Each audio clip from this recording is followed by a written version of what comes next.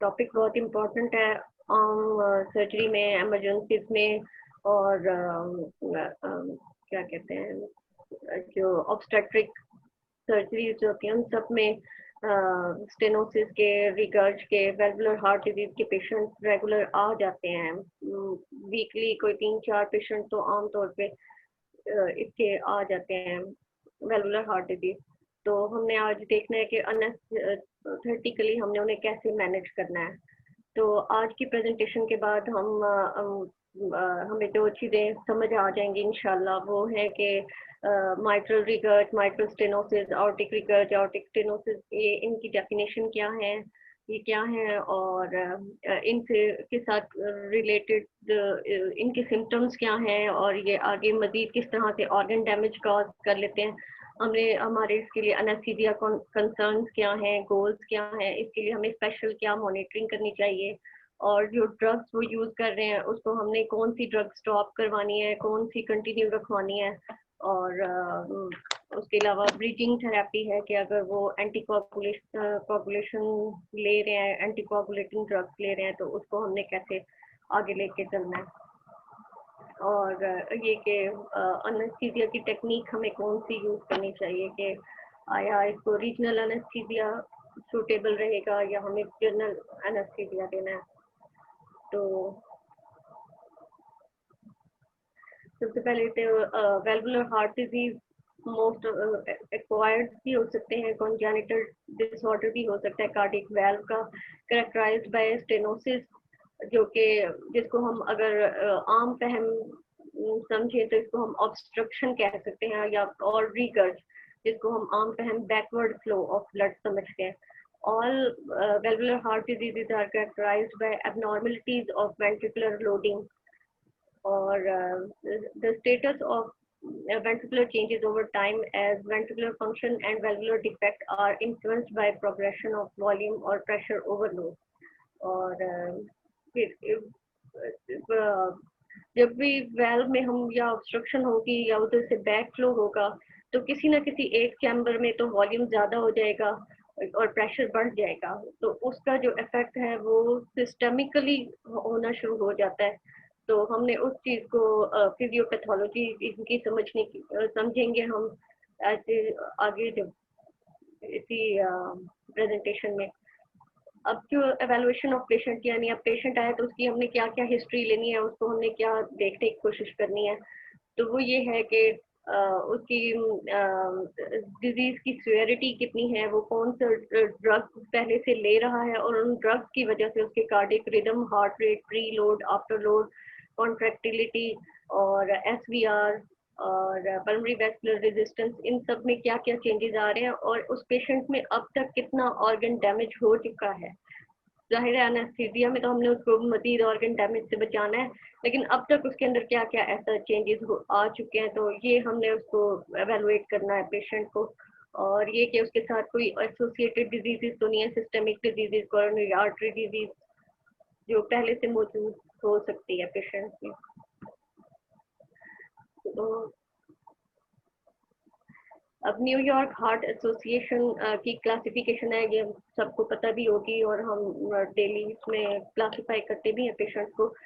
इसकी पेशेंट की physical activity अगर नॉर्मल है, कोई उसमें कोई लिमिटेशन नहीं है, तो क्लास 1 है, और slight limitation of physical activity और पेशेंट कंफर्टेबल है रेस्ट पे, और उसको कोई डिस्निया नहीं है, और फिजिकल एक्टिविटी भी ऑर्डिनरी फिजिकल एक्टिविटी कंफर्टेबली कर लेता है, तो क्लास 2 है। और अगर marked limitation of physical activity है आ गई है, और वो सिर्फ रेस्ट पर कंफर्टेबल है, और उसके अलावा वो कोई भी ऑर्डिनरी एक्टिविटी करता है, तो उसे फटीग, पैल्पिटेशन या डिस्निया होता है, तो हम उसे क्लास 3 में क्लासीफाई करेंगे। क्लास 4 में unable to carry out any physical activity without discomfort. तो जो भी पेशेंट आया है हमारे पास, हमने उसकी फिजिकल एग्जामिनेशन कंप्लीट करना है, उसको फाइंडिंग्स देखनी है स्पेसिफिक टू इंडिविजुअल, उसको ऑस्कल्टेट करना है, उसका मरमर देखना है, उसके मरमर में देखना है वो सिस्टोलिक है, डायस्टोलिक है, किस इंटेंसिटी का है, किस ग्रेड का है, और वो किधर रेडिएट हो रहा है, और ये कि उसके साथ जो कॉम्प्लिकेशंस तो नहीं आ चुकी, मसलन कंजेस्टिव हार्ट फेलियर तो नहीं हो चुका, उसका जुगुलर वेनस प्रेशर इंक्रीज तो नहीं हो चुका, और बाकी वही हेपेटोस्प्लेनोमेगाली कोई एडीमा तो नहीं स्टार्ट हो चुका, और या कोई न्यूरोलॉजिकल डेफिसिट तो नहीं हो चुके, क्योंकि इसमें कोई थ्रोम्बो एम्बोलिक भी हो सकते हैं इवेंट।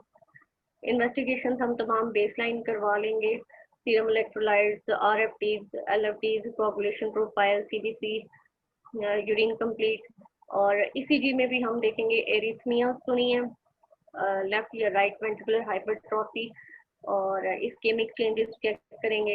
एक्सरे में भी तमाम में तकरीबन जो वेलवुलर हार्ट डिजीज है तो कार्डियोथोरेसिक रेशियो तो इनमें इंक्रीज हो रही होती है, लेकिन कौन सा चैम्बर ज्यादा हाइपरट्रॉफी हुई है ये उसके वेल्व पर डिपेंड करता है कि कौन सा वेल्व में लेजन आया हुआ है। एकोकार्डियोग्राफी देखेंगे, उसी में इसका जो वेल्व का साइज होगा वो लिखा होगा, और उसमें ग्रेडियंट, प्रेशर ग्रेडियंट तो नहीं, लेकिन उसमें एक साइज भी पता चलेगा, और उसमें जो काफी पेशेंट की कार्डियक कैथेटराइजेशन भी करवाएंगे, उस कार्डियक कैथेटराइजेशन में हमें को एक्सिस्टिंग कोरोनरी आर्टरी डिजीज का पता चलेगा, सिवियरिटी ऑफ डिजीज का पता चलेगा, और कोई जो शंट्स अगर आ चुके हैं, और उसके अलावा पल्मोनरी आर्टरी प्रेशर का भी पता चल सकता है। एबीजी हम करवाएंगे अगर हमें पल्मोनरी उसका कोई इशू लग रहा है, या उसके पल्मोनरी फंक्शन टेस्ट भी हम करवा सकते हैं अगर रिक्वायर्ड हुए, या पेशेंट में हमें कुछ ऐसी चेंजेस नजर आ रही हैं उसके फिजिकल एग्जामिनेशन में, तो हम पल्मोनरी फंक्शन टेस्ट भी करवा सकते हैं। और जो लेफ्ट साइड, ये तो कॉमन सा है, सबको पता है कि लेफ्ट साइडिक लेजन्स में आउटिक और माइट्रल वाल्व के लेजन्स हैं, जिसमें आउटिक स्टेनोसिस, आउटिक रिगर्ज, या माइट्रल स्टेनोसिस, माइट्रल रिगर्ज है, और उसके बाद फिर राइट साइडिक लेजन्स जिसमें ट्राइकस्पिड और पल्मोनरी वाल्व से रिलेटेड जो इश्यूज है, ज़्यादातर ट्राइकस्पिड रिगर्जिटेशन कॉमन आता है इसमें राइट साइडिक लेजन्स में। माइट्रल स्टेनोसिस से हम स्टार्ट करते हैं, वन बाय वन इनको हम करेंगे। इसकी जो एथियोलॉजी है तकरीबन तमाम की ही रियोमेटिक इन ओरिजिन है एल्डर्स में, बहुत रेयर कॉन्जेनिटल है। माइट्रोस्टेनोसिस ज़्यादा होती है फीमेल्स में, लेकिन ये सिम्टोमेटिक बहुत देर बाद होती है, 20 to 30 इयर्स के बाद माइट्रोस्टेनोसिस जो है वो सिम्टोमेटिक होती है after first episode of rheumatic fever. और इसकी जो कॉम्प्लिकेशंस हैं ये कंजेस्टिव हार्ट फेलियर की तरफ, पल्मोनरी हाइपरटेंशन इंक्रीज हो जाता है, और राइट वेंट्रिकुलर फेलियर की तरफ चला जाता है पेशेंट। इसके जो सिम्टम्स हैं, ब्रेथलेसनेस, आगे उसकी रीजंस भी लिखे हैं, पल्मोनरी कंजेस्शन की वजह से फटीग हो जाती है, लो कार्डियक आउटपुट की वजह से एडीमा, एसाइटिस, अगर पेशेंट मजीद राइट हार्ट फेलियर की तरफ जा चुका है तो पैल्पिटेशन, हेमोप्टिसिस, कफ, चेस्ट पेन भी हो सकती है, और थ्रोम्बो एम्बोलिक कॉम्प्लिकेशन भी हो सकती है, स्ट्रोक या इस्केमिक पेन। साइंस इसके माइकल फेसिस और पल्मोनरी हाइपरटेंशन के साइंस भी आ सकते हैं। ऑस्पिटेशन में फर्स्ट हार्ट साउंड लाउड होगी, ओपनिंग स्नैप, और लाउड P2 होगी। और इसमें जो इसका ज़्यादा अच्छा तरीका ये है कि इसको लेफ्ट लेटरल डिक्यूबिटस पोजीशन में पेशेंट को और लिटाना है, और उसकी ब्रेथ हेल्ड इन एक्सपायरेशन करके उसको स्टेथ के बेल से एपेक्स पर ऑस्पिटेट करना है उसमें। और ईसीजी में भी टॉल पीक्ड वेव्स आएंगी, पीक्ड पी वेव्स आएंगे, और एट्रियल फिब्रिलेशन मोस्ट कॉमन होता है इनकी ईसीजी में। और एक्सरे में straightening of upper left cardiac border, posterior displacement of oesophagus by enlarged LA, and Kerley B lines, fine dense, and Kerley B lines in most prominent in lower and mid zone. And पहले हम इसकी जरा pathophysiology देख लेते हैं।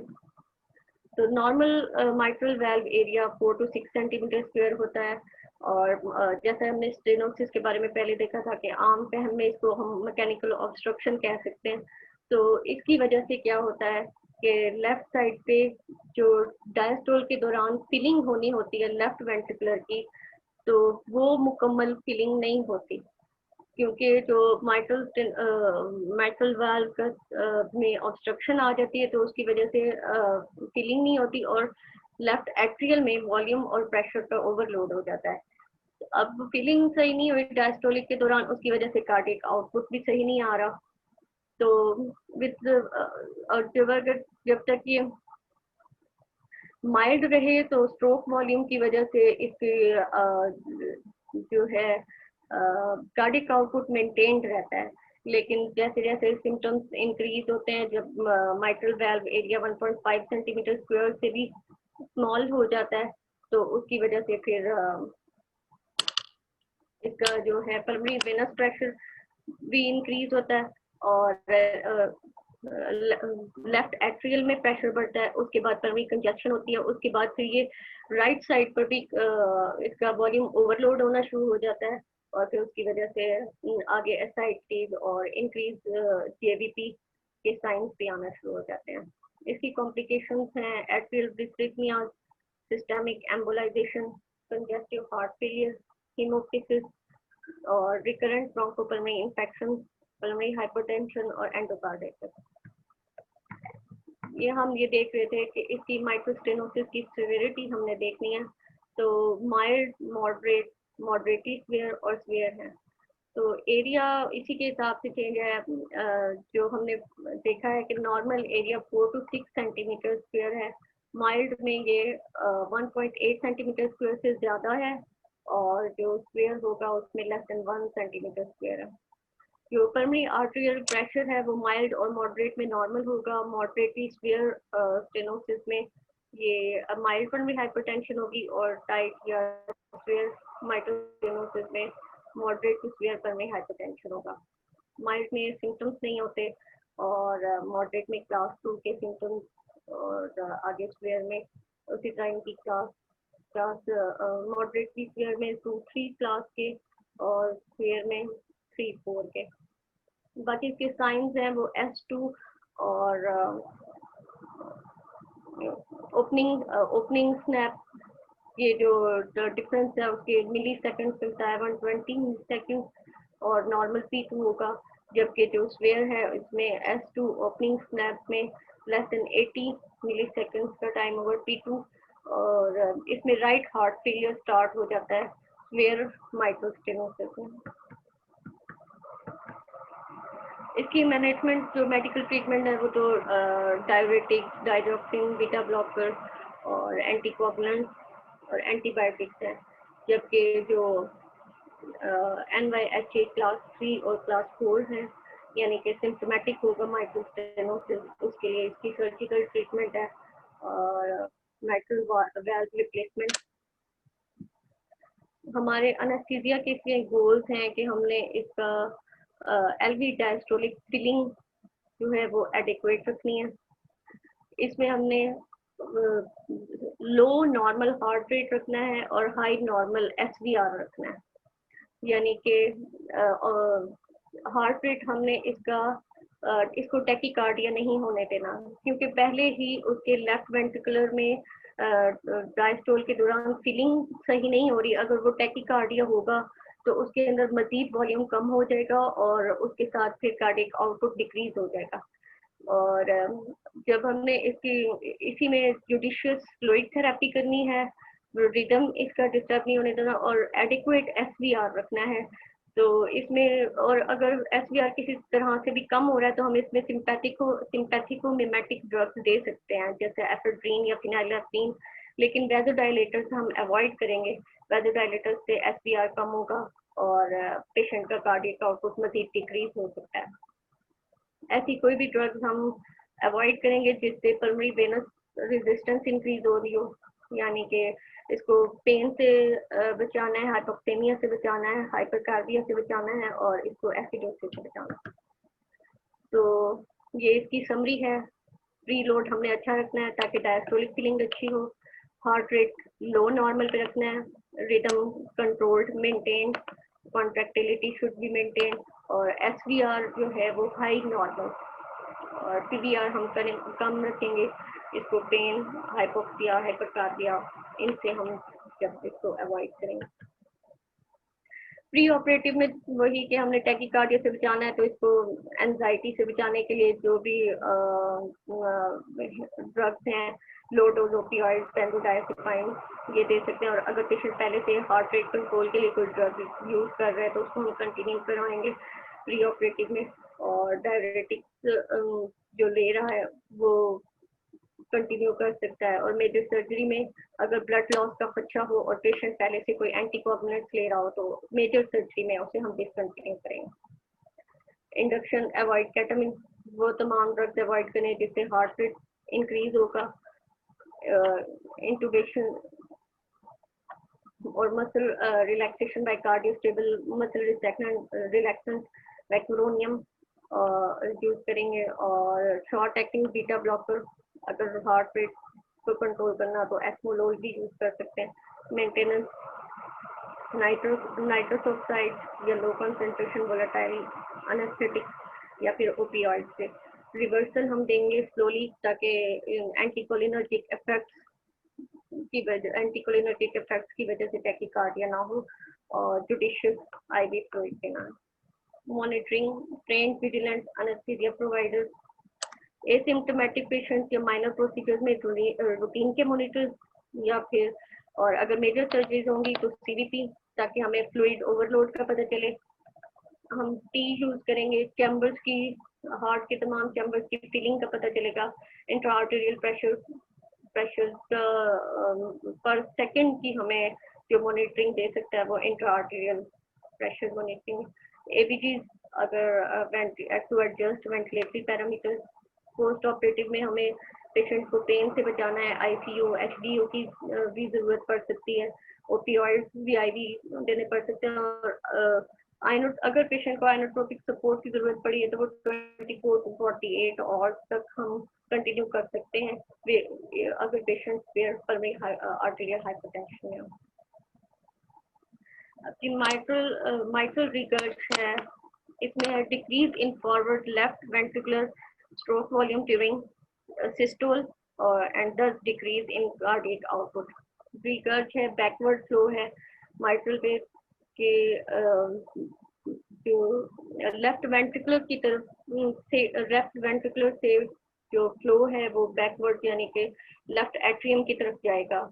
और ये दो तरह से हो सकता है कि या तो एक्यूट होगा माइट्रल रिगर्ज या क्रोनिक होगा। एक्यूट के पीछे उसकी एथियोलॉजी एंडोकार्डाइटिस या ट्रॉमा हो गया, या फिर इस्केमिक हार्ट डिजीज के बाद पेपिलरी मसल रप्चर हो गया और लीफलेट फ्लेल हो।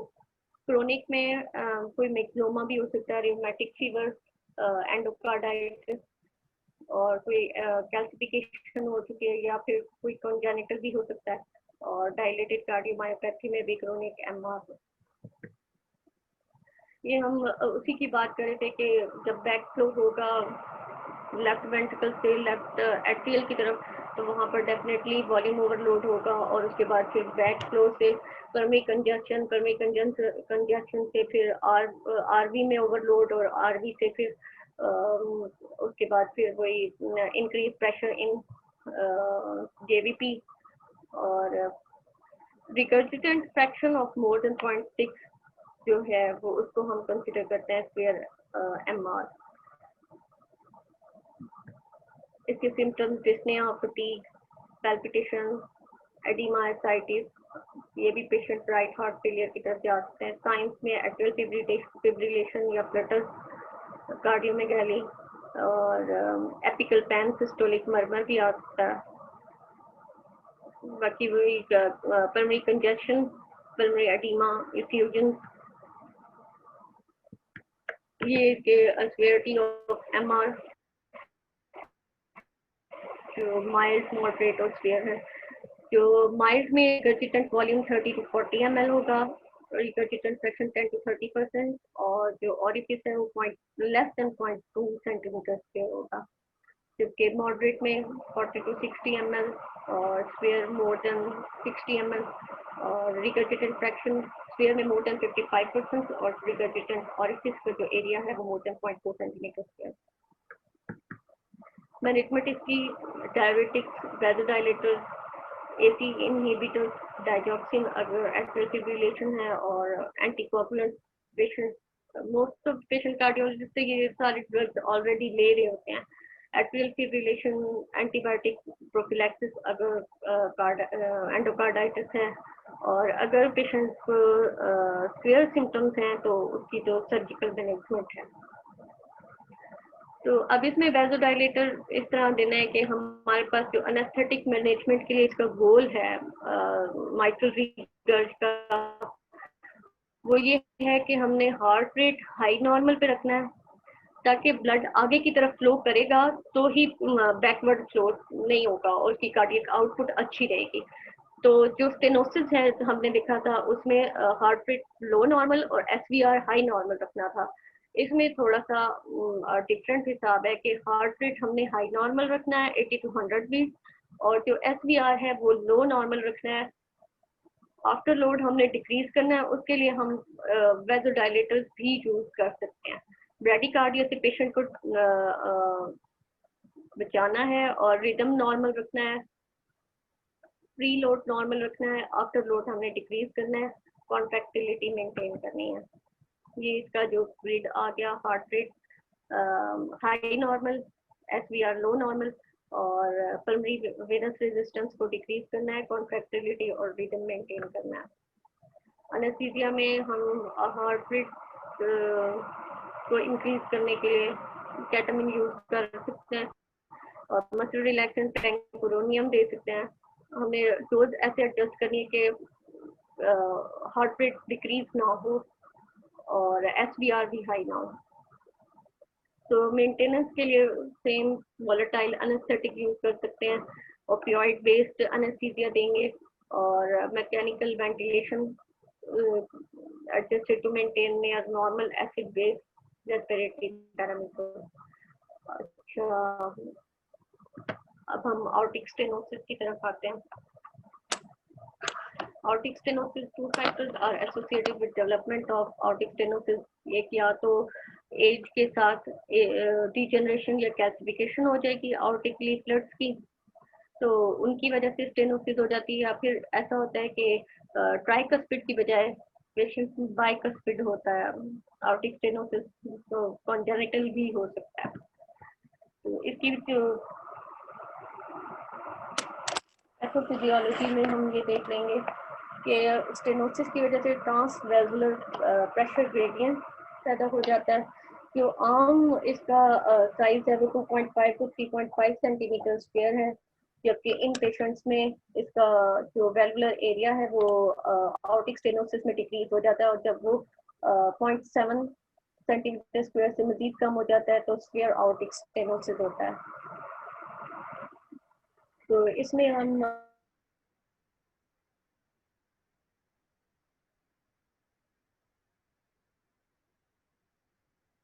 Left ventricle to out. तो इसके जो साइंस एंड सिम्टम्स हैं उसमें angina, syncope, dyspnoea, sudden death और एक्यूट पल्मोनरी एडिमा भी हो सकता है। साइंस में slow rising carotid pulse, narrow pulse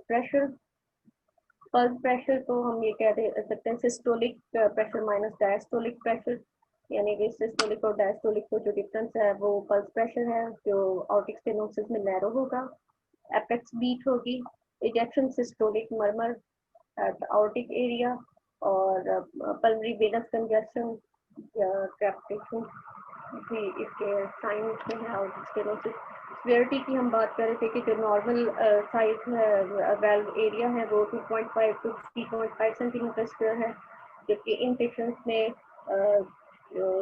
mild, moderate, severe या क्रिटिकल हो सकता है। माइल्ड में 1.5 सेंटीमीटर स्क्वायर, मॉडरेट 1 to 1.5, और स्फीयर 0.7 to 1 सेंटीमीटर स्क्वायर और क्रिटिकल 0.7। अब जो प्रेशर ग्रेडियंट है वो इसको हम मीन प्रेशर ग्रेडियंट, इसको प्रेशर का डिफरेंस मतलब कि जो आउल्टा और लेफ्ट वेंट्रिकुलर में प्रेशर डिफरेंस होगा उसको हम प्रेशर ग्रेडियंट कहते हैं।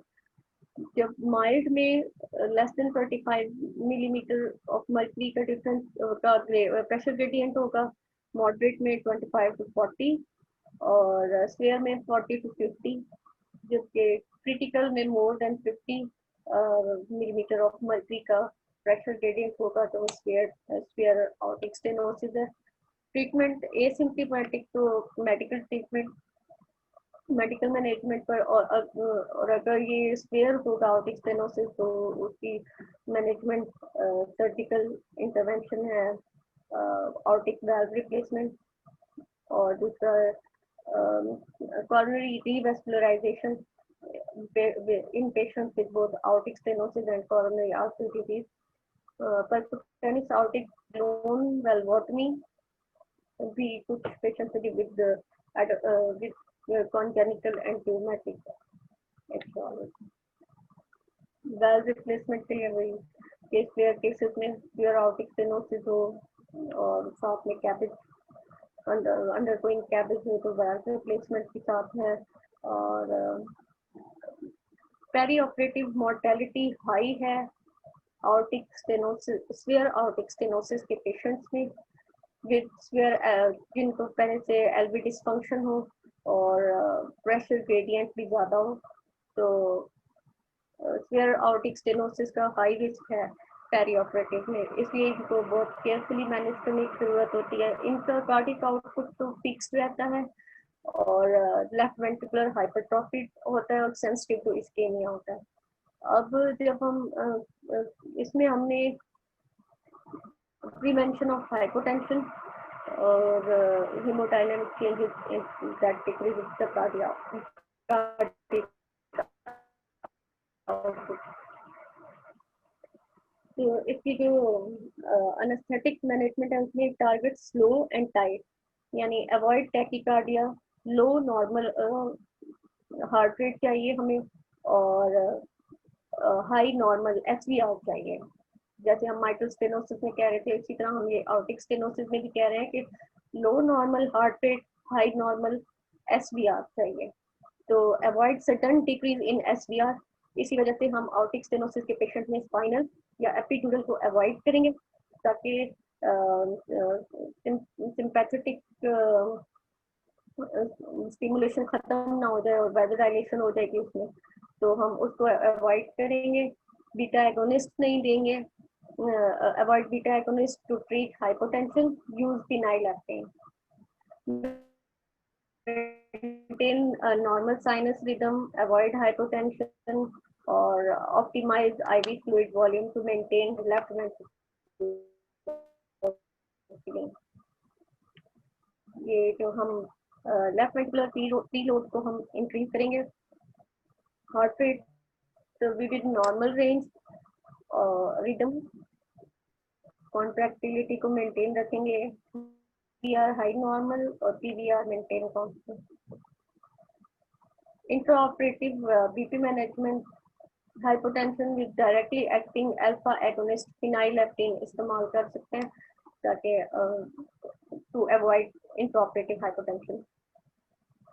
Rapid transfusion to correct hypovolaemia and cardioversion should not delay administration of direct acting vasopressors. Intro of inotropics if signs of myocardium ischemia persist despite above, and avoid vasodilators to treat intraoperative hypertension. Induction of anesthesia, general anesthesia is selected in preference to block because it can cause hypotension. Induction of anesthesia with etomidate, opioid, midazolam, ketamine, thiopentone, ketamine avoid करनी है, thiopentone will decrease preload and hypotension। इसके जो induction के agents etomidate, opioid, midazolam। Maintenance of anesthesia with nitrous oxide, volatile anesthetic and opioids or alone. Marked LV dysfunction हो तो nitrous oxide plus opioids with high dose opioids alone are recommended. Fentanyl या फिर fentanyl opioids का dose है कि इस dose में दे सकते हैं प्राइमरी अनेस्थेटिक मेंटेनेंस और neuromuscular blocking drugs with minimal haemodynamic effect. Aortic regurgitation is the leaking of aortic valve of heart that causes blood to flow in reverse direction during ventricular diastole from aorta in left ventricle.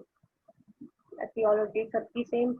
Congenital भी हो सकता है कि bicuspid valve हो, tricuspid की बजाय bicuspid valve हो और disproportionate cusp हो, जबकि acquired rheumatic heart disease हो, infective endocarditis, trauma, aortic dilatation या कुछ syndrome, Marfan syndrome, aneurysm, dissection, syphilis या ankylosing spondylitis, इन सब में aortic recurrence हो सकता है. Signs and symptoms. Aortic recurrence mild to moderate state में asymptomatic होता है या mild palpitation होती है, जबकि severe aortic recurrence में breathlessness और angina भी हो सकता है. Signs इसके pulse उसकी collapsing pulse होगी, increased pulse pressure, bounding peripheral pulse और capillary pulsation in nail bed. Nail bed इसमें अर्ली डायस्टोलिक मर्मर होगा और systolic murmur with increased stroke volume या Austin Flint murmur soft mid diastolic murmur. इसकी जो severity है echocardiography में वो regurgitant width rate as percentage of LVOT with mild में 25 to 46, मॉडरेट 47 to 64 और सीवियर में more than 65. Regurgitant get area as percentage of LVOT area, mild में 4 to 24, moderate 25 to 59 and severe more than 60. Aortic recurrence में जो anesthetic rules हैं हमारे वो normal heart rate है, avoid bradycardia, maintain sinus rhythm, adequate volume loading and high normal SVR, minimise myocardial depression. इसका जो rate है LV left ventricular preload हमने इंक्रीज रखना है, heart rate high normal, SVR low normal, contractility rhythm should be maintained और PR maintain constant. Induction of anesthesia in stable patients with thiopental and etomidate and alternatively high dose narcotics and benzodiazepine. In critically ill patients with aortic recurrence require inotropic and vasodilatory support prior to induction of anesthesia. Vasodilatory हमें SVR कम चाहिए ताकि वो backward flow की बजाय flow forward हो aorta से, तो उसके लिए vasodilatory support की जरूरत पड़ सकती है. इसकी जो मेंटेनेंस ऑफ एनेस्थीसिया है, अदर तो severe LV dysfunction है तो nitrous oxide, volatile anesthesia, opioid ये तीन यूज करेंगे मेंटेनेंस ऑफ एनेस्थीसिया के लिए. और अगर severe LV dysfunction है तो high dose opioid should be used. Bradycardia है और मायोकार्डियल डिप्रेशन भी हो रहा है तो nitrous oxide, benzodiazepine, high dose narcotics. और अगर हमें हार्ट रेट हाई चाहिए तो पैंक्रेनियम एडमिनिस्ट्रेशन मस्कुलर रिलैक्सेंट के तौर पर could be helpful. Bradycardia with haemodynamic compromise should be treated promptly. इसको हमने इस आर्टिक रिकर्स में पेशेंट को ब्रेडिकार्डिया में नहीं जाने देना. उसके लिए चाहे एट्रोपिन भी यूज की जा सकती है 0.4 to 0.8 mg और एफेड्रिन poor price होगी because increase in afterload hypotension not treated routinely with vasopressin. Mild to moderate aortic recurrence में spinal या epidural are well tolerated. Right sided valvular lesions में tricuspid stenosis है, rare है, mostly co-diagnosed with microstenosis. और back इसमें right side में tricuspid stenosis की वजह से back pressure into right atrium, यानी कि जो सुपीरियर वेना कैवा से राइट एट्रियम में जो वेनस रिटर्न आया है वो स्टेनोसिस की वजह से मुकम्मल तौर पर राइट वेंट्रिकल में नहीं आता, उसकी वजह से राइट एट्रियम में प्रेशर और वॉल्यूम का ओवरलोड हो जाता है। वेनस कंजेशन, हेपेटिक एनलार्जमेंट और एसाइटिस होती है। Medical treatment salt restriction, digitalisation और डायरेटिक्स यूज करते हैं। सर्जिकल थेरेपी भी होती है, वेल्व रिप्लेसमेंट या वेल्वोप्लास्टी। और एनेस्थेटिक गोल्स हमारा ये है कि हमें maintain preload and control heart rate. Tricuspid regurg, it is usually functional caused by tricuspid annular dilatation secondary to RV enlargement और pulmonary hypertension. Causes हैं tricuspid regurg के infective endocarditis, rheumatic fever, chest trauma, Aston anomaly. Tricuspid regurg is well tolerated by most patients in absence of pulmonary hypertension. In moderate to severe tricuspid regurg, tricuspid annuloplasty must be considered. And nitrous oxide can increase tricuspid regurg. So, inotrope like dobutamine, isoproterenol, and will dilate pulmonary vasculature. Anesthetic management goals are avoid hypovolemia, avoid factors that increase right ventricular afterload such as hypoxia and acidosis. Anesthesia techniques, most patients tolerate spinal and epidural anesthesia well, but coagulopathy secondary to hepatic dysfunction should be excluded prior to any regional technique. For GA, induction agents should be based on underlying disorder. अच्छा, और अगर patient कोई ऐसा आए जो जिसको valve replacement हो चुकी है, तो उसके सर्जिकल प्रोसीजर्स से पहले हमें उसकी complete history and physical examination करना है, और कौन सा वेल्व पेशेंट की कौन से वेल्व से रिप्लेसमेंट हो चुकी है, क्योंकि एक मैकेनिकल वेल्व होते हैं और टिश्यू वेल्व हैं, तो कौन से टाइप के वेल्व इंसर्ट हो चुका है। ऑस्कल्टेशन में तो high pitch crisp opening and closing sounds आएंगे, और bioprosthetic valves do not have special auscultatory characteristics. Onset of new murmur, changes in quality of murmur या प्रॉब्लम्स विद वेल्व, तो ये एंडोकार्डाइटिस के साइन हैं। जो ब्रीदिंग थेरेपी है कि जो पेशेंट नॉन कार्डियक सर्जरी में आते हैं, उनकी सर्जरी होनी होती है, वो पहले से वारफरिन ले रहे होते हैं, तो उसके लिए हमारे पास क्या वो है गाइडलाइंस हैं। तो जो जिनको low risk of thrombosis in aortic and mechanical valve without risk factor, तो उनकी 48 to 72 और पहले वारफरिन स्टॉप करनी है।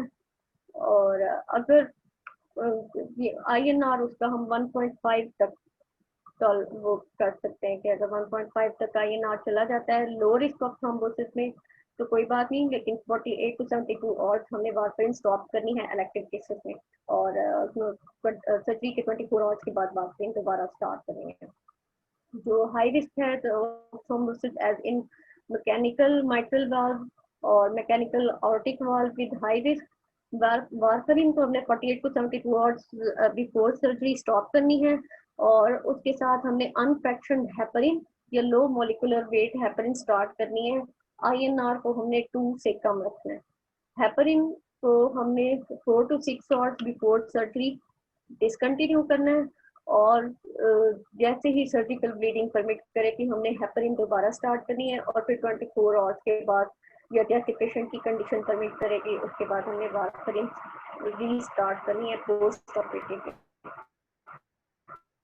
और अगर कोई ऐसा इमरजेंसी केस आ जाता है कि जो वारफरिन कॉन्टिन्यूसली ले रहा है और इमरजेंसी में आपने उसको ऑपरेट कराना है, तो फिर हम एफएससीज अरेंज करेंगे और एफएससी कराएंगे, can be given if needed in emergency condition to interrupt the warfarin. Thank you sir.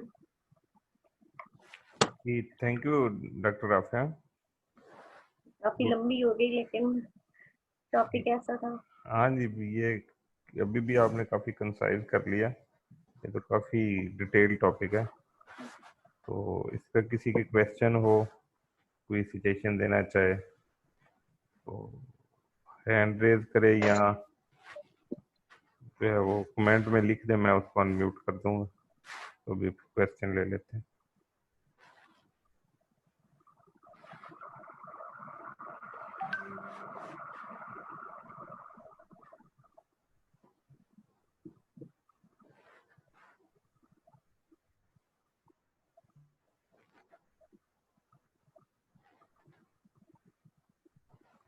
जी असलान, आप कुछ ऐड करना चाहो? जी सर, अच्छी प्रेजेंटेशन मेड ऑफ है ना सर, काफी डिटेल और काफी कंसाइज किया है इन्होंने माशाल्लाह। हाँ जी। और जो लास्ट गाइडलाइंस बता रहे थे ये वारफरिन वगैरह की, ये बड़ी इंपॉर्टेंट स्लाइड थी वाकई, इसमें सारी चीजें उन्होंने अच्छी बता दी हैं। सर मोहसिन को सर मैं लेना चाहूंगा, वो उन्होंने ज्वाइन किया सर, वो आजाद कश्मीर में होते हैं। सर मोहसिन, मैं आपका माइक अनम्यूट कर रहा हूँ। जी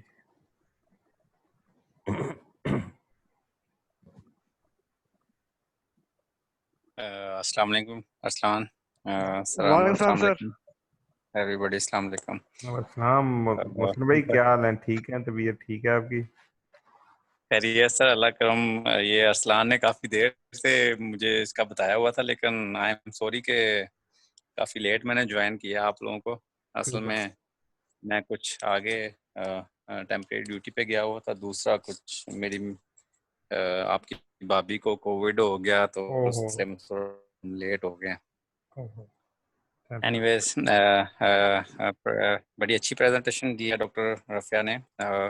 बड़ा इंपॉर्टेंट टॉपिक है, जैसे कि उन्होंने स्टार्ट में कहा कि हमारे नॉन कार्डियक सर्जरी में काफ़ी सारे पेशेंट्स आ जाते हैं ऑब्स्टेट्रिक्स के, स्पेशली पेरिफेरीज में भी ऐसे केसेस आ जाते हैं जिनको हम नीचे रेफर नहीं कर सकते, हमारे पास मॉनिटरिंग भी लिमिटेड होती है ऐसे स्टेशन पे। तो इसका अच्छा नॉलेज होना बहुत ज़रूरी है वेलुलर हार्ट डिजीज़ की, स्पेशली जो माइल्ड टू मॉडरेट केसेस होते हैं उनको तो आप नीचे नहीं फिर भेजते, और स्पेशली इमरजेंसी में जब आ जाते हैं तो फिर कराने होते हैं आपने।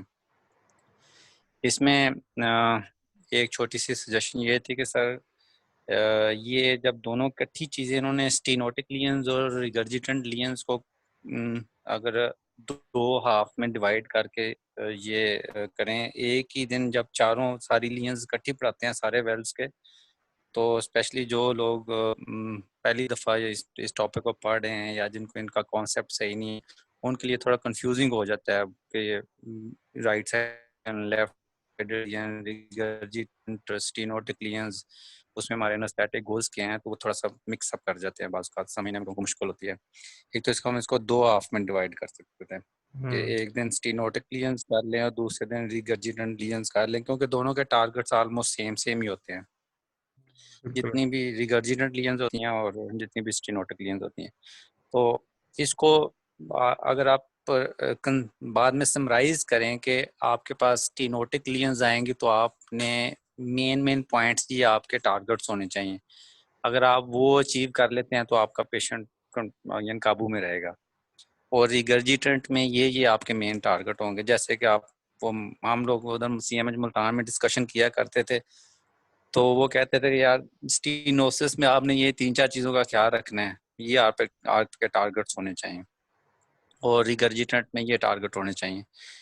तो दूसरा, रीजनल के बारे में बाज़ जगहों पे मैम ने बता दिया है कि किस जगह पे हम रीजनल अफोर्ड कर सकते हैं, किस में रीजनल अफोर्ड नहीं कर सकते। तो लियंस जो स्टीनोटिक हैं वो अगर माइल्ड हों तो उसमें हम रीजनल ट्राई कर सकते हैं, स्पेशली एपिड्यूरल्स। स्पाइनल को तो हम usually most of the time avoid ही करते हैं, लेकिन स्टीनोटिक लियंस अगर माइल्ड हों तो उसमें क्या हम लोग यानी कि एपिड्यूरल्स ट्राई करते हैं आप लोगों के उधर, अगर आप ऑब्स्टेट्रिक्स कराते हैं या आप लोग नहीं ट्राई करते? ये जो माइल्ड टू मॉडरेट है इसमें तो आप दे सकते हैं, सिवियर में है थोड़ी सी हाँ जी। लिमिटेशन। हाँ अभी इसमें इसमें पेशेंट्स अच्छा बिहेव करते हैं। अगर लीजन्स जो है ना वो माइल्ड टू मॉडरेट हैं, तो अगर आप एपिड्यूरल्स के साथ आप कंफर्टेबल हैं तो फिर एपिड्यूरल्स में ऑब्स्टेट्रिक्स सिजेरियंस वगैरह जो इवन हिस्टेक्टमीज जो है ना वो अच्छी मैनेज हो जाती हैं। बिल्कुल। तो दूसरा मैम ने अच्छा बता दिया क्या ये ब्रिजिंग थेरेपी के बारे में। मेरे ख्याल में इसको हम थोड़ा सा वो फर्दर देख सकते हैं कि लेटेस्ट इसकी गाइडलाइंस यही हैं या इसमें कुछ चेंजेस हैं। एओर्टिक स्टेनोसिस के बारे में साइंस सिम्टम्स उन्होंने अच्छे बता दिए हैं। इसमें एक वो बड़ी टिपिकल 3 चीज़ें होती हैं। वो अक्सर वो पूछते हैं कि एओर्टिक स्टेनोसिस में साइंस सिम्टम्स में वो 3 ट्रायड कौन सा होता है। एओर्टिक स्टेनोसिस में 3 चीज़ें जो मेरा एंजाइना सिनकपी कोई इस तरह डिस्निया या चेस्ट पेन इस तरह 3 चीज़ें होती हैं जो एओर्टिक स्टेनोसिस में होती हैं। और दूसरा ये सबसे डिफिकल्ट लीजन होती है, सडन कार्डियक डेथ के इसमें चांसेस होते हैं बड़े। जी बिल्कुल। बाकी साइनस रिदम के बारे में एक दो जगहों में मैम ने रेड हाईलाइट किया हुआ है। तो साइनस रिदम मेरे ख्याल में जो स्टीनोटिक लीजन्स होती हैं उसमें ज़्यादा इंपॉर्टेंट होता है, स्पेशली जो 2 चैम्बर्स के दरमियान स्टीनोटिक लीजन्स होती हैं। उसकी रीज़न ये होती है कि उसमें अगर साइनस रिदम लॉस होगा, पेशेंट एएफ में जाएगा, उस वक्त वेंट्रिकल्स की फीलिंग बिल्कुल कंप्रोमाइज हो जाती है फिर। तो साइनस रिदम जो होता है वो माइट्रल स्टेनोसिस में बहुत इंपॉर्टेंट होता है, यानी कि रीगर्जिटेंट लीजन्स में भी इंपॉर्टेंट होता है, लेकिन साइनस रिदम जो एमएस होता है माइट्रल स्टेनोसिस जिसमें जो एओर्टा की यानी कि एट्रियम की कंट्रैक्शन के ऊपर बहुत डिपेंडेंट होती है फीलिंग उसकी वेंट्रिकल्स की, उसमें सबसे ज्यादा इंपॉर्टेंट होता है कि साइनस रिदम को मेंटेन रखा जाए।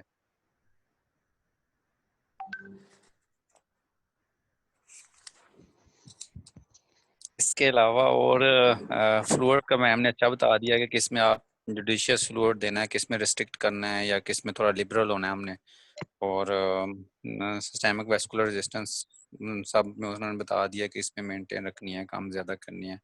मॉनिटरिंग के बारे में सेटअप पे डिपेंड करता है कि आइडियल मॉनिटरिंग, फॉर एग्जांपल अभी मैं इधर मुजफ्फराबाद में हूँ तो हमारे पास इन्वेसिव यानी कि आर्ट लाइन भी नहीं है। हम मुल्तान में तो हमारे पास सब कुछ होता था, हम ऑलमोस्ट मोटे मोटे हर किस्म के केस भी करा लेते थे। तो मॉनिटरिंग इज़ वेरी इंपॉर्टेंट। ये वाली जितनी भी वेलुलर हार्ट डिजीज क्लियंस होती हैं इनमें मॉनिटरिंग अच्छी होनी चाहिए, जिसमें ए लाइन पहले डालनी बनती है। मॉडरेट टू सीवियर केसेस में ए लाइन आप पहले डाल के फिर आप इसको स्टार्ट कराएं।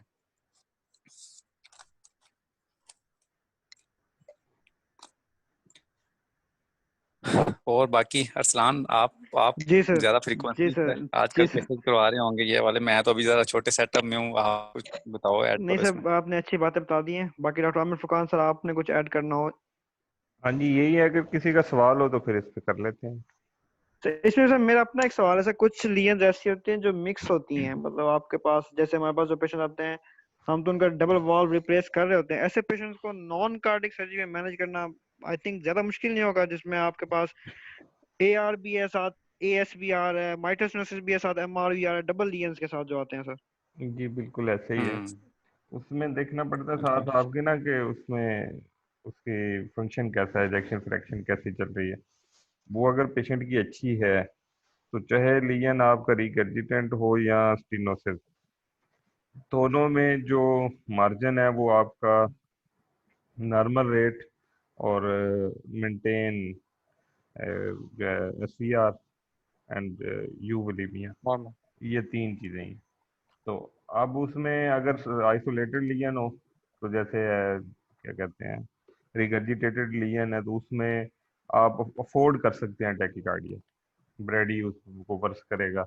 इसी तरह अगर स्टीनोटिक लीजन है तो उसमें brady is better rather than tachy, tachy में प्रॉब्लम होता है। तो अगर दोनों मिक्स लीजन है तो फिर तो आपका गोल ज़्यादा आपने स्ट्रिक्ट रहना है within normal rate, rhythm और वॉल्यूम स्टेटस और S V R P V R, उसको मेंटेन रखना है। तो यही है, उसमें जब लीजन एक से मल्टीपल होती जाएंगी तो आपके लिए चैलेंज बढ़ता जाएगा। तो ये तो डेफिनेटली चीज़ है। डॉक्टर तनवीर साहब, सर अनम्यूट करें। अस्सलाम वालेकुम everybody। जी अस्सलाम वालेकुम सर, क्या वालेकुम हाल है? सलाम सर।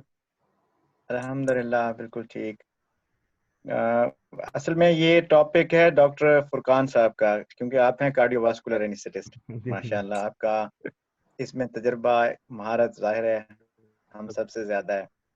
तो मिक्स्ड लीजन के हवाले से मेरे ख्याल में जो मैनेजमेंट है वो यही रहती है कि प्रीडोमिनेंटली उनमें डोमिनेंट लीजन कौन सा है।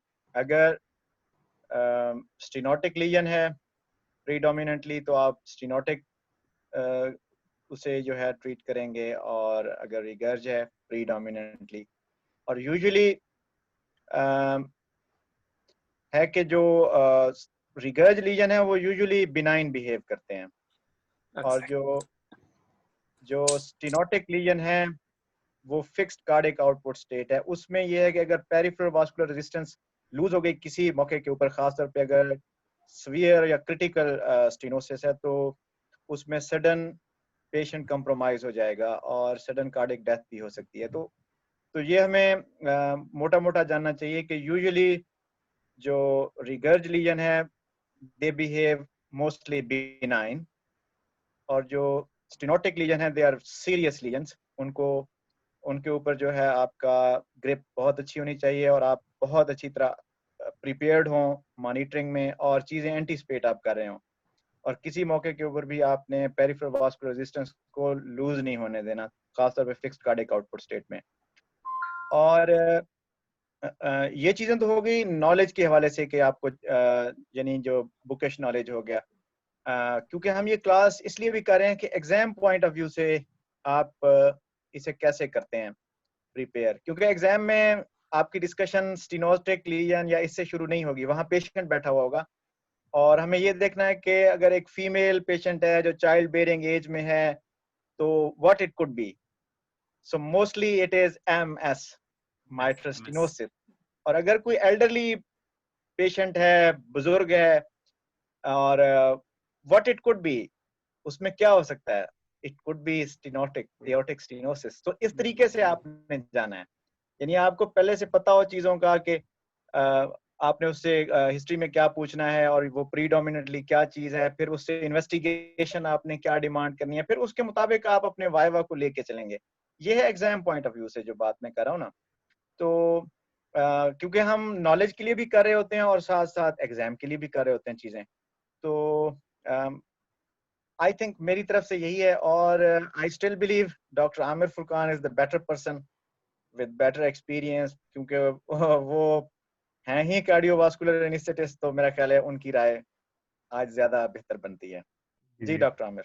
हाँ जी, शुक्रिया डॉक्टर तनवीर। उसमें ये इम्पोर्टेंट चीज़ वही है जो आपने मेंशन कर दी कि स्टेनोटिक लीजन से ही बचना है आपने ज़्यादा, ये आपको ज़्यादा तंग करेगा। रिगर्जिटेंट लीजन जो है वो टॉलरेट कर जाता है, उसमें इवन के रीजनल भी बड़ा अच्छा वो बिहेव करता है। स्टेनोटिक लीजन थोड़ा परेशान करते हैं, और उसमें SVR इज़ वेरी इंपॉर्टेंट। और SVR को मेंटेन करने की जो साइंस है, ये जब तक हमारे ट्रेनिंग और एनेस्थेटिस्ट को नहीं उस पर कमांड आती तो उसके लिए बड़ा मुश्किल हो जाता है। ऐसे ही इस पे वैसे मेरा ख्याल है कि अलहदा से लेक्चर करेंगे कि जो है ना वॉल्यूम, SVR, PVR इसकी मेंटेन कैसे करना है, और उसके बाद जो है ना कौन सी ड्रग्स उसमें आपको हेल्पफुल होंगी। एनोट्रॉप जो हैं उसमें जो वेजोडाइलेटर इफेक्ट देते हैं, जो वेजो कंस्ट्रिक्टर इफेक्ट देते हैं, साथ एनोट्रोपिक इफेक्ट देते हैं, इस पे मेरे ख्याल पूरी एक डिटेल हमें क्लास लेनी पड़ेगी, इस पे करेंगे, वो साइंस समझ में आएगी तब जाके आप इसको ना टैकल कर सकते हैं। तो कार्डियक में आने का लोगों को ये एज मिल जाता है कि उनको वेजो कंस्ट्रिक्टर, एनोट्रॉप, एनोडाइलेटर, एनो कंस्ट्रिक्टर, इनके कॉन्सेप्ट थोड़े क्लियर हो जाते हैं तो वो इजीली फिर उसको कर सकते हैं। इवन के जो है ना ये डब्यूटामीन जो है, हम समटाइम इसको यूज़ करते हैं। अगर आप सिर्फ सिंगल ड्रग के तौर पे इसको यूज़ करें तो अल्टीमेटली आपका BP मेंटेनेंस जो है वो लोअर साइड पे चली जाती है, BP कम होता है। हाँ जी, ये वेजोडाइलेटेशन करता है पेरिफेरी में, तो BP उस तरह से डिजायरेबली आपका रेज नहीं होता। अब इसके साथ आपको वेजो कंस्ट्रिक्टर लेना पड़ेगा, अब उसको कैसे कैसे टाइट्रेट करना है, कैसे बैलेंस करना है। तो ये कुछ चीज़ें एक्सपीरियंस से आती हैं, लेकिन बैकग्राउंड नॉलेज होना जरूरी है। ठीक है जी, मेरे ख्याल में अभी और किसी का नहीं है क्वेश्चन, तो मजीद भी हो ग्रुप में भी पूछ सकते हैं। तो इंशाल्लाह नेक्स्ट क्लास तक फिर छुट्टी लेते हैं। थोड़ा मेरा ख्याल है ट्रेनिंग्स को आप लें, जो ट्रेनीज हैं ना सर, हाँ जी, बिल्कुल ऐसे उनको उन्हें बोलने दें, उन्हें उनके ऐसे जो जहन में हो चीजें, दे मस्ट ऐसे स्पीक आउट। बिल्कुल ऐसे, इसलिए हम बार बार कह रहे हैं क्वेश्चन है तो पूछें, ऐड करना है तो पूछें, आप ऐड कर सकते हैं उसमें।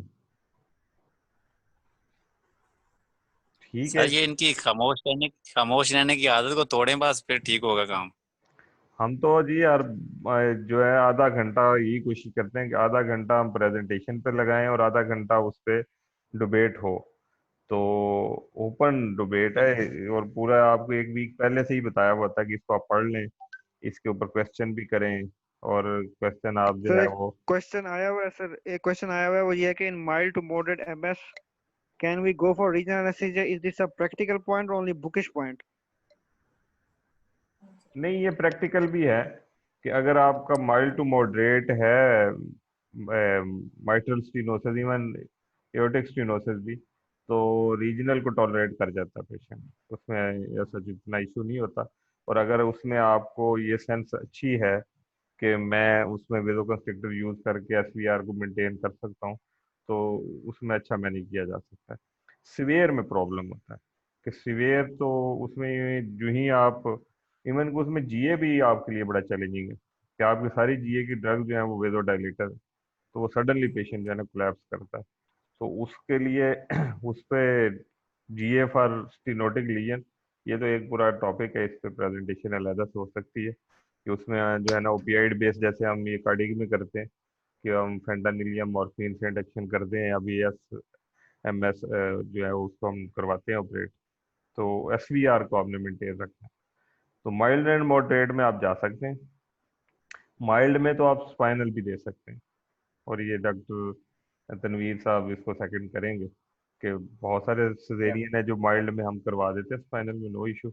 मॉडरेट में आप वहाँ डिसाइड करें, उसके साथ इजेक्शन फ्रैक्शन देख लें कि हार्ट के अगर एक्सरे अवेलेबल है उसको देख लें कि अगर ज़्यादा डायलेटेड चैम्बर है तो फिर आप बेहतर है उसमें एपिड्यूरल में चले जाएं, अदरवाइज आप स्पाइनल को देख लें। तो वो आपका थोड़ा सा डिसीजन है, सीवियर में नहीं जाना चाहिए, रीजनल में उसे अवॉइड करना चाहिए। और ट्रेनी लेवल पे तो मैं यही कहूँगा कि आप बिल्कुल ही अवॉइड करें, क्योंकि उसमें फंस जाएंगे तो फिर बड़ा मुश्किल हो जाता है निकलना। तो और जी। हाँ डॉक्टर आमिर, इधर इसी सवाल के ऊपर ना थोड़ा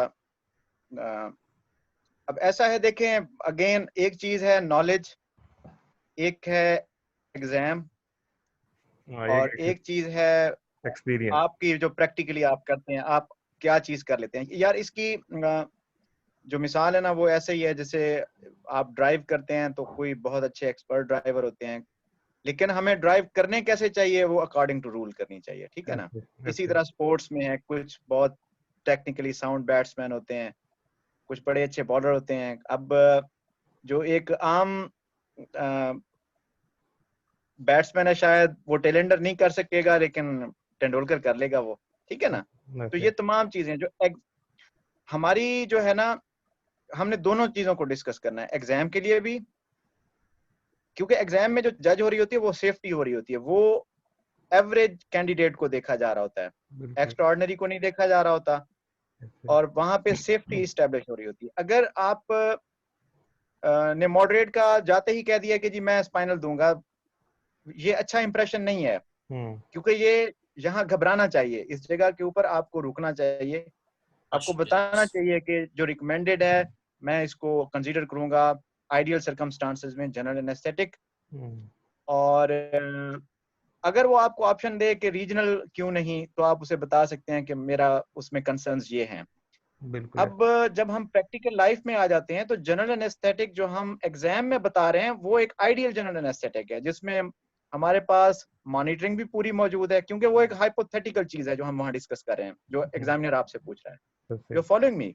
बिल्कुल ऐसे। जी जी सर। तो वो जो जनरल एनेस्थेटिक है वो एक बेहतरीन सेटअप का है, एक आइडियल सेटअप का है, एक बुकिश सेटअप का है, जिसमें आपके पास तमाम ड्रग्स हैं, तमाम मॉनिटरिंग है, और हर तरह का फ्लूइड है, हर तरह का एनाल्जेसिया है। वो एक बुकिश बात चल रही है। लेकिन जब आप रियल वर्ल्ड में आते हैं तो आपके पास जो जनरल एनेस्थेटिक होता है वो तो 25% होता है। यानी आपके पास तमाम ड्रग्स नहीं है, आपके पास एनाल्जेसिया पूरा नहीं है, आपके पास मॉनिटरिंग हाफ है।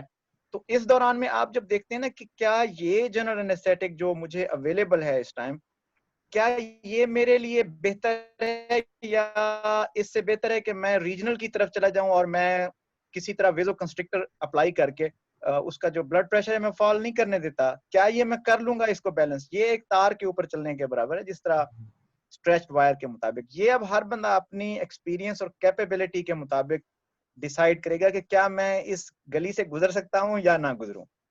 समझ गए ना? बिल्कुल। और इसमें कभी भी एग्जाम में अगर आप कहेंगे मैं तार से गुजर सकता हूँ, वो कहेगा नहीं तुम गिर जाओगे, वो आपको अलाउ नहीं करेगा। इसलिए एग्जाम में आपने सेफ्टी की तरफ जाना है। आपने उसके जहन में भर देना है कि यार मैं बहुत सेफ बंदा हूँ, मैं कभी भी खतरा मोल नहीं लूंगा। ठीक हाँ है ना? बिल्कुल ऐसे ही। अगर उसको आप ये प्रूव कर देते हो, वो आपको सर्टिफिकेट दे देता है, ओके यार तुम जाओ, तुम्हारे पीछे college of physician and surgeon है, हमने तसल्ली कर ली है, आप सेफ हैं, यू कैन गो। अब इसके बाद जो चीज है वो आप अपनी, अब एग्जाम के दिन आपका कोई सारा एक्सपीरियंस खत्म नहीं हो गया, आपका नॉलेज खत्म नहीं हो गया, आप तो सारी जिंदगी सीखते हैं, हर रोज आप सीखते हैं। फिर आप अपनी जब प्रैक्टिकल लाइफ में आते हैं, चीजें आप करते हैं, तो आप उस अपनी एक्सपीरियंस के मुताबिक कुछ छोटे छोटे चीजें स्टेप ऐड कर लेते हैं। वो हर बंदे की इंडिपेंडेंट प्रैक्टिस है, हर बंदे की अपनी जजमेंट है। उस वक्त आपके पास जो है ना वो सर्टिफिकेट भी मौजूद है, आपके पास डिग्री भी है, और आपको अपनी अकाउंटेबिलिटी का भी पता है। तो वो हर बंदा अपनी लिमिटेशन के मुताबिक कर रहा होता है। हो सकता है देखें डॉक्टर आमिर अपने एक्सपीरियंस के मुताबिक कोई ऐसी चीज करें जो मैं ना कर सकूं, जो मैं रुक जाऊं, मैं कहूं यार नहीं ये मेरी कैपेसिटी से बाहर है, I don't want to do it. इसी तरह अगर वो ट्रेनी कह देगा एग्जाम में कि नहीं मैं कर सकता हूं, तो कोई उस पर ट्रस्ट नहीं करेगा, वो अपनी सेफ्टी के ऊपर ये करे। लिहाजा इस डिस्कशन को हमेशा दो दो जो है ना इनमें डिवाइड करके रखा करें कि क्या चीज एक ओपन डिस्कशन हो रही है जो कि नॉलेज बेस्ड है, और क्या है जिसको आपने एग्जाम में प्रैक्टिस करना है। Hope you will understand. जी डॉक्टर जी आमिर आप इसमें बिल्कुल। कुछ ऐड करें। जी जी बिल्कुल, आपने ये जबरदस्त बात की है। देखें एग्जाम जो है ना, इससे टेस्ट ऑफ सेफ्टी, वो सेफ्टी देखते हैं। इवन कि आप माइल्ड में भी कह देना कि मैं एमएस या एएस माइल्ड में, मैं जीए में जाऊंगा, तो वो आपको फेवर करेंगे कि जी ये बहुत सेफ खेल रहा है। तो रादर देन कि आप कहें नहीं जी कि मैं सवेर में भी सर मैंने करवाए हुए हैं, मैं करवा लेता हूँ, वो चीज़ मैटर नहीं करेगी, आपको फेवर नहीं देगी वो। तो सेफ्टी जो है ना वही की है एग्जाम के हवाले से भी, और इवन के एनेस्थीसिया प्रैक्टिस में भी सेफ्टी फर्स्ट है।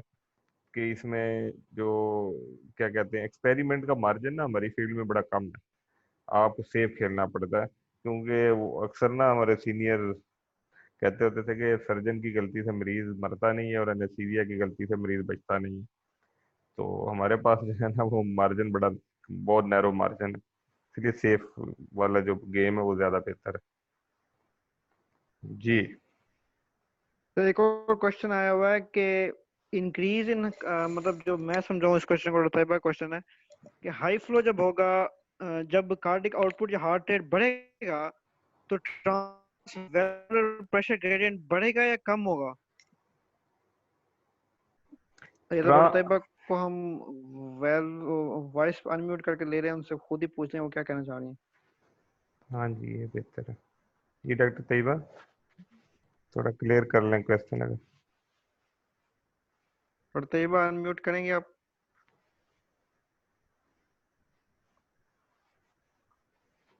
ट्रांसवल्वुलर gradient in MS increase cardiac output और हार्ट रेट ट्रांसवल्वुलर। इसमें देखें ट्रांसवल्वुलर जो ग्रेडियंट है ये बेसिकली स्ट्रोक वॉल्यूम है ना, कि कितना stroke volume cross the orifice of valve वो क्रॉस कर रहे हैं। अब एक तो उसमें ओरिफिस जो है वो मैटर करेगा, अगर ओरिफिस कम है तो प्रेशर बढ़ जाएगा। ये वो विंचोरी वाला इसमें प्रिंसिपल आएगा कि अगर ओरिफिस कम है तो प्रेशर बढ़ेगा, और अगर वो ओरिफिस ज़्यादा है, रिगर्ज हो गया या वो क्या कहते हैं इनकम्पिटेंट हो गया वाल्व तो वो उसका ऑरिफिस ज्यादा हो जाएगा, वो बट उसमें प्रेशर कम जनरेट होगा। तो अब इसमें दो चीजें हैं कि एक तो वॉल्यूम जो क्रॉस कर रहा है और दूसरा ऑरिफिस। ठीक है, तो अब अगर वॉल्यूम ज्यादा गया है, स्ट्रोक वॉल्यूम ज्यादा बढ़ा है, तो वो कार्डियक आउटपुट बढ़ाएगा। और even at the same time अगर ओरिफिस कम है और उसने उस प्रेशर को बढ़ा दिया तो फिर कार्डियक आउटपुट कम होगा। समझ रहे हैं बात? ये अगर डायग्राम होती ना तो उसमें मैं थोड़ा सा आपको ज्यादा बेहतर समझा पाता कि अगर ओरिफिस कम हो गया हुआ है, उसमें स्टीनोसिस का लीजन ज्यादा डेवलप कर गया हुआ है, तो अब वो स्ट्रोक वॉल्यूम उसको क्रॉस कम करेगा। जब स्ट्रोक वॉल्यूम ही क्रॉस कम करेगा तो कार्डियक आउटपुट कम होगा। अब cardiac output is a product of heart rate and stroke volume. तो अब स्ट्रोक वॉल्यूम वाला कंपोनेंट कम हुआ, अब इनिशियली उसको कंपनसेट किया विद हार्ट रेट, तो जो हमारे पास कलेक्टिव प्रोडक्ट आई वो मेंटेन हुई। लेकिन जैसे जैसे बीट्स बढ़ेंगी तो स्ट्रोक वॉल्यूम और कम होना शुरू हो जाएगा, क्योंकि हार्ट रेट से फीलिंग जो है वो कम होती है। पूरी आप फिलोसफी ज़हन में रखें ना कि जैसे हार्ट रेट बढ़ेगा तो डायस्टली का टाइम कम होता है, तो उससे फीलिंग ऑफ हार्ट कम होती है, तो हर प्रोसीडिंग जो स्ट्रोक वॉल्यूम वो कम होता जाएगा। तो अल्टीमेटली इंक्रीज हार्ट रेट भी आपका ऑप्टिमम कार्डियक आउटपुट मेंटेन नहीं कर पाएगा। तो आप उसको यूं समझ लें कि इनिशियली जब ओरिफिस कम होता है तो स्ट्रोक वॉल्यूम कम हो जाता है, उसको कंपनसेट करता है हार्ट रेट, तो इनिशियली कार्डियक आउटपुट मेंटेन रहता है। But with the progress of disease जो स्ट्रोक वॉल्यूम है वो फर्दर कम होता जाता है, तो अल्टीमेटली आपका कार्डियक आउटपुट मेंटेन नहीं रहता इवन की हार्ट रेट ज्यादा होने के बावजूद। तो ये मुझे समझ में आया, शायद ये इसको पूछना था। इसमें इसमें सर इसको मोटे से तरीके से अगर आप इजाजत दें तो मैं हाँ जी, हाँ जी, ये बिल्कुल। जो स्टीनोसिस वाली लीजन होती है इसको थोड़ा सा जी जी ये बस सिंपल सा प्रिंसिपल याद रखें कि सर जहाँ भी स्टीनोसिस होगी ना, फॉर एग्जांपल एक पाइप है या कोई भी चीज़ है, स्टीनोसिस होगी या वहाँ पे तंग होगी वो जगह, तो उसके थ्रू फ्लो जो है ना that will depend on the stage. यानी कि आपने उस स्टेज को प्रोलॉन्ग करना है कि वो स्टेज को लंबी करें ताकि उसके अंदर से फ्लो ज्यादा टाइम तक हो। सेम जैसे कि आपको ब्रोंको कंस्ट्रिक्शन हो जाती है तो आप उसको उसको फ्लो को मेंटेन करने के लिए जैसे हम आई रेशो के साथ प्ले करते हैं कि आप एक्सपायरेशन को लंबा करते हैं ताकि एक्सपायरेशन आपकी होती रहे और कार्बन डाइऑक्साइड बाहर निकले, ना कि आप रेस्पिरेटरी रेट तेज करें। इसी तरह एओर्टिक स्टीनोसिस में भी ये है कि चूंकि वहाँ पे स्टीनोसिस हुई होती है, जितना आप उसको फास्ट करेंगे हार्ट रेट को तो आपका सिस्टली का टाइम जो है ना वो छोटा होता जाएगा। सिस्टली का टाइम जितना छोटा होगा उसको टाइम कम मिलेगा कि वो स्टीनोज्ड एरिया में से ब्लड जो है ना वो आगे फ्लो कर सके। तो जब भी स्टीनोसिस होगी किसी जगह तो आपने वो वाली स्टेज को लंबा करना है ताकि उसको टाइम मिले कि वहां से वो फ्लो हो सके, चाहे वो एयर का हो या ब्लड का हो, किसी भी चीज का हो। बिल्कुल सही। Good.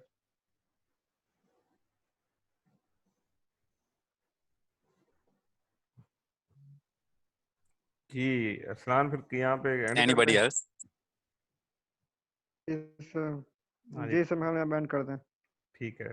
ठीक है तनवीर भाई, इंशाल्लाह फिर ठीक है, मुलाकात होगी नेक्स्ट पे। Thank you so much okay जी, सब लोगों को। अल्लाह हाफिज। अल्लाह हाफिज। Okay thank you so much. Thank you thank sir, you अस्सलाम, thank you thank you sir sir, Aamir, thank you so much. Thank you sir. Allah